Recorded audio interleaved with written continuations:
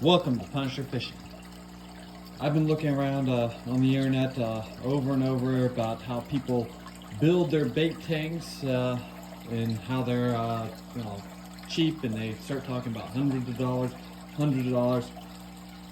Well, I'm here to tell you that you don't need to spend $100-200 for a bait tank.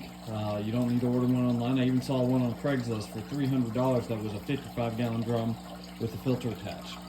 Right here you have a bait tank that cost me a whopping $30. $30. That's it.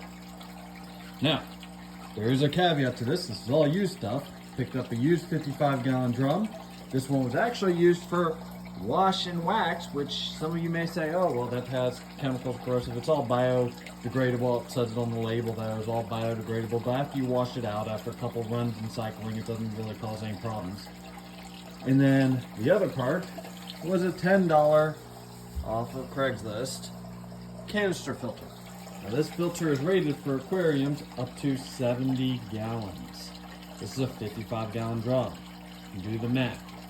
It's quite simple to run the whole thing, and I run an extra cheap free bubbler, but you can find those. A lot of people give away their aquarium supplies, or you can get a whole bunch of other ones. That's just a basic bubbler. Just throwing in there.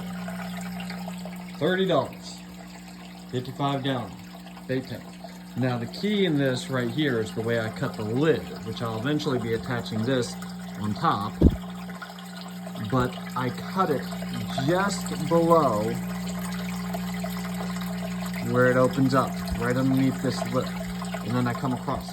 I also only cut it, maybe hard to see, about 30% from there to there. So the middle is right about there.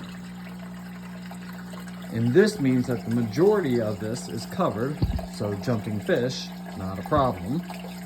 Plus, if you can look, there's a rounded edge, so if they jump up, they have a tendency to ricochet right back, and I haven't had a fish jump out of here yet.